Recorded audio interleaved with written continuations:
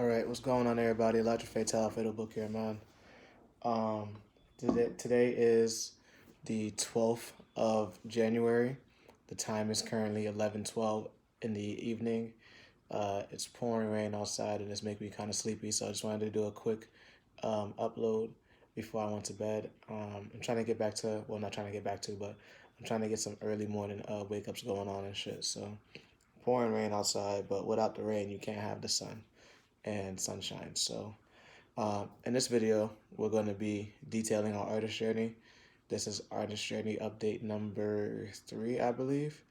Number 3, number 2. I'll correct it in the title. Um, but I'm just, I just got a text message, so please excuse me.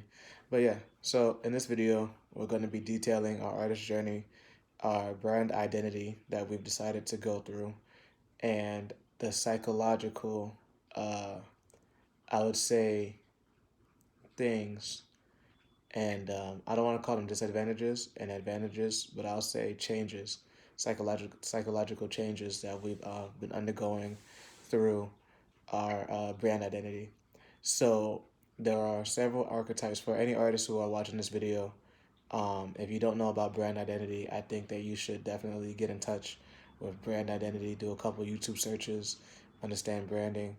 Um, from the information that I know and the education or the things that I've educated myself on, branding is basically how a company is seen in the marketplace, so that it can, grow as a business and begin to get money from its customers and the marketplace.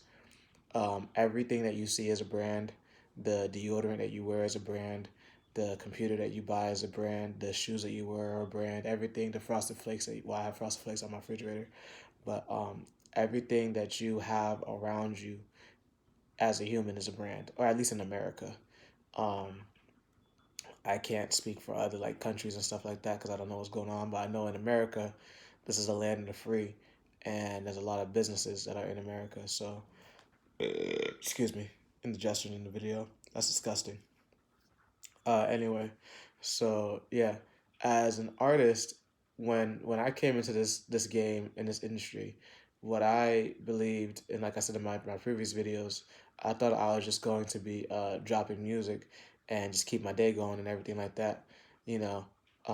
But now I've realized that you have to actively know how you're gonna make money in the marketplace and everything like that. And that wasn't something I even took into account before I just started. If you're like me, if you're a rising artist, I wouldn't even call this rising. Well, yeah, rising. I don't like the word upcoming, but upcoming is a good word too.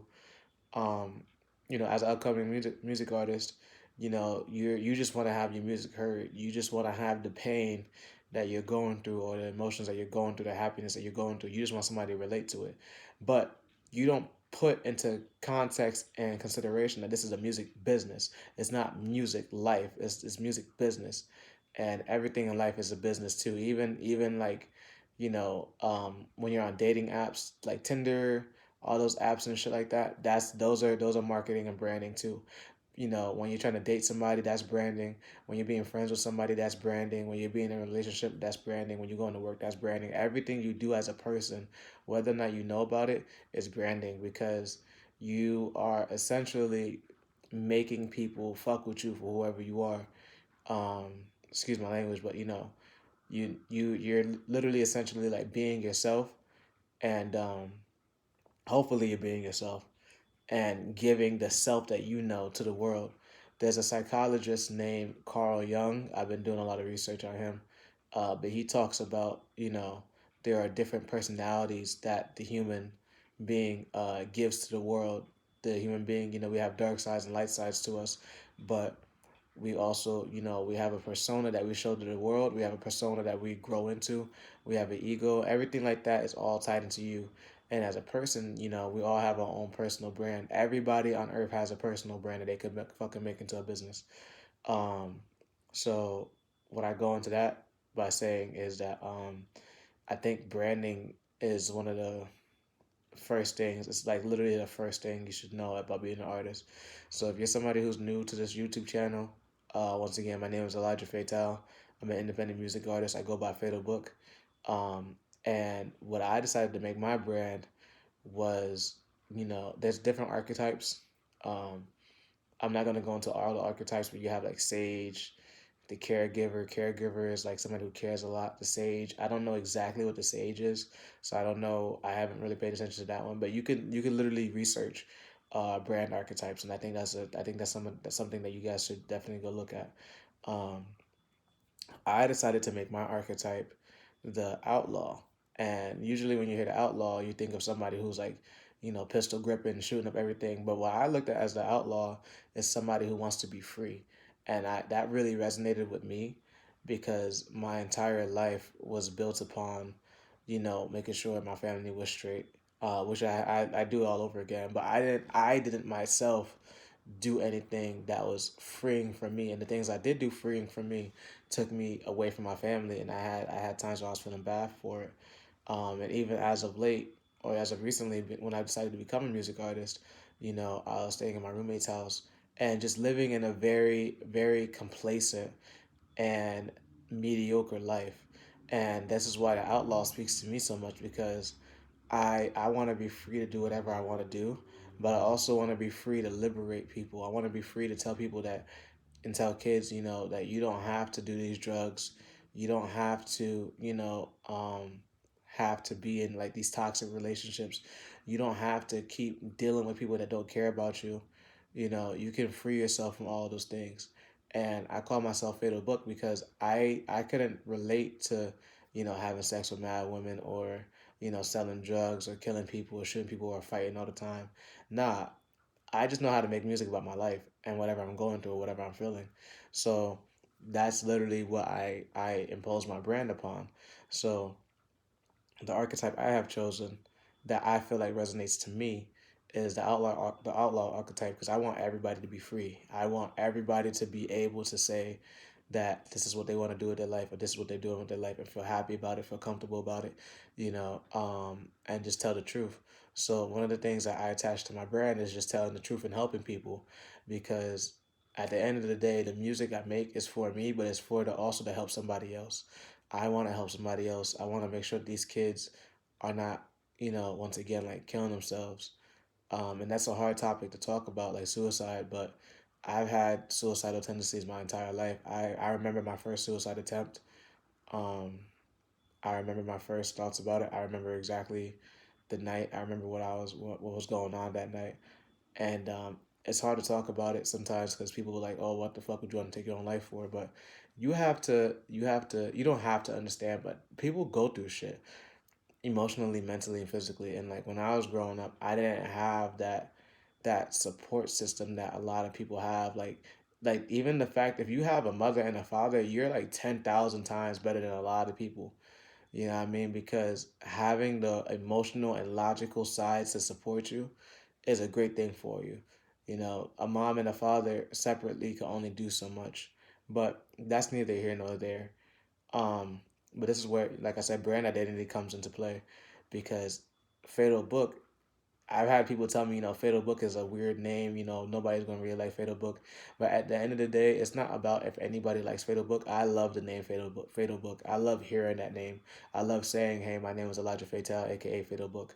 The first few times I was saying it was kind of weird. I remember being in my car and just doing these type of intros and shit like that. Months ago, back in June last year, I remember saying, "Hey, everybody, what's up, everybody? It's Elijah Fatal, Fatal Book," and it would sound weird. But now it's like, I've done my performances at open mic. I've talked to people outside in public, and I don't think I'm gonna change from Fatal Book. Maybe I might go through another branding, rebranding, and everything, but Fatal Book is a tough name to me. Um, so that's why I decided to make my brand. I also have brand colors. So once again, if you look at any brand like Pepsi, Starbucks, Coca Cola, fucking Popeyes, Diesel, Gas, Virgin Mobile, like every company that has a brand attached to it. They have colors attached to it, because psychologically it does something to your brain, where the colors that you see, they impact you for some way. That's why I have this red. I don't know if you see it. I have this red coat here because one of the meanings for red is like youthful, exciting, and I'm in my youth. I'm 24 years old, and I think I carry myself to a high standard, but I could get even higher. Um, I got a red do rag on. I have a blue shirt on. Blue is for like calming. I have a gray shirt on. Gray is for like being protective and everything like that. Like you gotta just do your research about it. I've spent hours and hours and hours and hours just watching videos and watching educational videos about branding, marketing, and everything like that. That's the only reason why I'm able to like speak about this like this. I didn't learn this shit in school. I think this is kind of great that they learned it in school, or they taught this in school, but that wouldn't be a great thing for the school system. So even you guys can't see it right now, but I have LED lights that I always have to the left of me, and I have red for my studio colors because I used to use purple, so I use red for to get me in like that studio mode. That's how I know I'm about to be in the studio. I'm about to record whatever, like whatever. But I messed up the color pattern on my LED light. So I used to have purple. Purple was my best color because purple would like get me into real creative mode. Purple is for creativity, purple is for royalty, and that's what I felt like when I was creating music. And I messed it up, so I use red to always be in studio mode. So I'm always in studio mode when I'm writing and recording. Um, but yeah, it's just colors do a psychological thing to you. Also probably why back in the day people didn't like black people, but that's a whole different topic. You know what I mean? So as an artist, I think that you should, if you want to really develop yourself and understand yourself more, and you really are serious about making any type of movement monetarily in this business, in this venture, in your lifestyle, in your journey, you should learn about branding. Uh, I don't think we should keep dropping music without branding, because even your brand and how you market the music could also tie in. Like I have a nice little um, strategy I have for my upcoming EP called Fate's Here, where I'm like, yo, is this my fate? Is this literally my fate? Like, is this my life? Because that's what tied into my brand. Once again, this is my life I talk about in my music. Or some lines I have in my music, I've been re listening, and I have some lines that are like things I want to manifest. But 98% of my music is all everything I've been through. And the 2% that I haven't been through is like punchlines that I just wanted to be for the punchline, or things that I'm manifesting.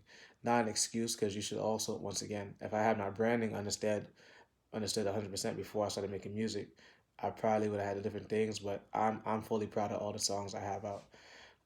Now for as far as the psychological changes, once again, like I've devoted my entire life to doing music, so it's gotten to a point where wanting to help people and always tell the truth, that's my brand. It has gotten me to a few situations that are not the best situations, left me with a very bad taste in my mouth. Even at work, I try to tell the truth and I try to be helping people, and I get looked at as a people pleaser. At first, it offended me a little bit, or even when I tell people like how I feel about things, or even telling you guys how I feel, the things I've gone through in my life, certain situations I put myself in, even smoking weed and being in different states of mind that weren't the best of benefit to me in my life and my relationships around me. I tell the truth about that, and it hurts. It hurts because it fucks up my ego. It fucks up my ego real hard to tell the truth and be like, damn, this is what I'm going through right now. I spent a whole entire break time on work one time. I spent the 30 minutes on break one time crying this entire time. Because I'm very emotional, I'm very sensitive, and sometimes it just gets so hard keeping up with the truth and actively living it so hard. And it's only because I didn't expect that telling the truth and keeping that truth and knowing like, damn, this is what it is, like, you know it would be as difficult, because a lot of people, they'll lie to you straight to your face. Niggas will lie to you straight to your face, and I'm not that nigga. I will not lie to you, bro. Like if I feel some type of way, I'm gonna talk about it, and niggas will tell you crazy, like, nah. But as an artist, I feel like if you are any type of creative and you actively want, number one, want to get money from it, and number two, you want to quit your day job, and you're like, yo, this is what I'm gonna do. Like my nigga, I have my own fucking studio. I used to pay for studio time. Now I have my own studio. I have my own basis of recording, and I'm just so used to bad shit happening in my life that like the fact that I have my studio, I'm in imposter syndrome. I've been having imposter syndrome for the longest now. When I first started, it wasn't that bad, but now I'm like in a new apartment. You know, I have my car. You know, I'm exercising. I'm getting up every day. Like before, the latest I get up is like 7 o'clock, 6 o'clock. That's late. That's late as fuck. Um, like I said, I got my own studio equipment. It's weird that there are good things happening to me in my life and it fucks with me psychologically because I'm not used to this. So I'm still rewiring my brain to, you know, accept things because I've had good things happen in my life too, but I've had more bad than good. But I'm taking the good times for what they are and stop focusing on the bad. So I just prayed when I got home. I'm like, you know, thank you, Jesus, for everything I have here because I also believe in Jesus Christ. I believe in the story of Jesus, the energy that it took, even if you don't believe in, you know, the Bible or whatever, this the energy it takes for somebody to die for you is a different energy. um you know, and I attached myself to that because it's like that's love. So I also try to show love to everybody as well, and be respectful. um so wrap up this video because I have to go to bed. I have to work in the morning and I want to edit the video as well. Um, Basically, you know, as a music artist or anybody that wants to have any type of business, you should learn about brand psychology. Excuse me, that's the second time. You should learn about branding. You should learn about branding identity. You should know what people will say about you and what you would say about yourself. Like I think people will say I'm caring, I think a lot, I'm emotional, you know, but I'm fun to be around sometimes. I can be very fun. I can be serious. I can be an asshole sometimes, but I'm just me. I don't give you nothing that's not me. And that's why I'm Fatal Book. Um, Psychologically, I've wanted to help everybody because I want, like I said, I want kids to not feel like they have to do things outside of themselves to feel good. I want people to feel good within themselves without needing substances, without needing, you know, we shouldn't have to go to therapy just to talk about our feelings. We should be able to talk about our feelings out loud and be accepted for who we are. um, People shouldn't always have to talk shit about other people to make themselves feel good. You should look at yourself, understand your weaknesses, understand your problems, and know what makes you human. That just makes you human. Also, too, I like to attach myself as a book because it's hard. Like it's cool. Like I like my pages. I have a whole my entire brain is wrapped around pages, hardcover, soft cover, bookmarks, you know, letters and shit like that. I write letters. Like I'm really a life size book. Um and this is my life. So once again everybody, it's a larger fatal book. Go find your brand. Go find your brand. Go find out about yourself. Go figure out why the fuck you even are why you are. Um and go make some money. You know what I mean? Once again, it's a larger fatal book.